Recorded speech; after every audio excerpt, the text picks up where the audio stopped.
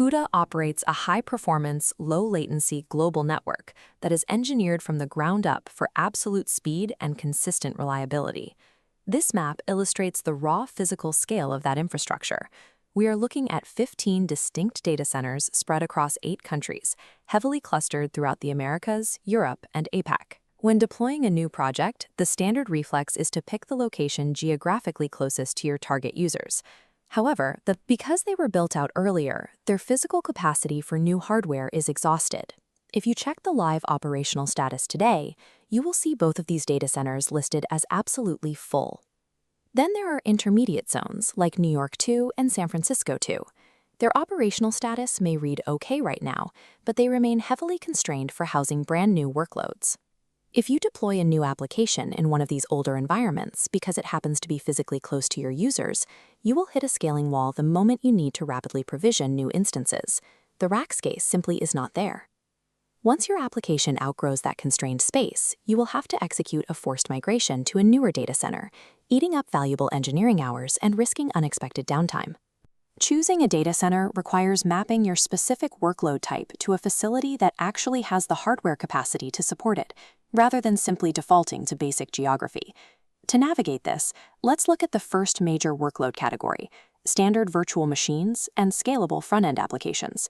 This flowchart maps out your primary structural decision for general web deployments. You are choosing between the familiarity of legacy zones and the expansion room of next-gen facilities. If you select the legacy path, your deployment eventually stalls out. You run into strict capacity ceilings, and automated provisioning requests begin to fail.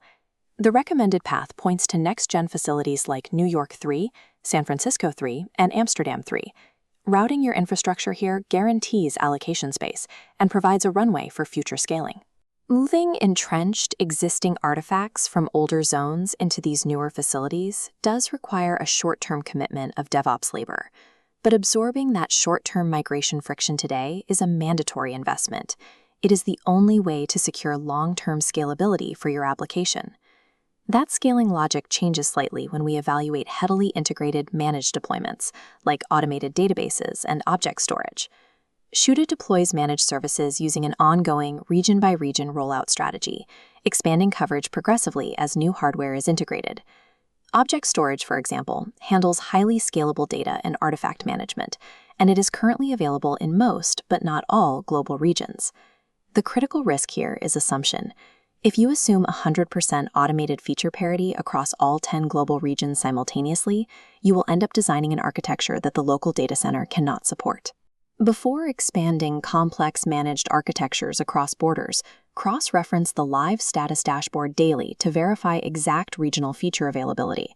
Leveraging Xuda's managed services successfully means trading away your local development overhead in exchange for increased monitoring vigilance. Then we have our second major workload category: data-heavy AI training and highly intensive machine learning inference tasks. There was a hard, non-negotiable rule for this workload: isolate all AI deployments to the new Atlanta 1 facility. Launched in May 2025, Atlanta 1 is purpose-built for this, equipped with next-gen clusters featuring Nvidia H200 and AMD Instinct hardware. This schematic of the Atlanta 1 facility shows why centralization is required. The massive power draw and specialized cooling pipelines needed to sustain high-density server racks under heavy AI loads are engineered exclusively into this specific location. The trade-off is physical distance. Users querying from Europe or APAC will experience slightly higher geographic latency when communicating with Atlanta 1, but for AI workloads, the absolute hardware density and peak throughput of these clusters vastly outweigh the impact of an extra handful of milliseconds in standard network latency. For enterprise architects, managing this diverse, evolving network requires a strict protocol for mitigating deployment risk. The live operational status dashboard serves as a pre-provisioning verification tool, confirming facility health before you ever commit resources.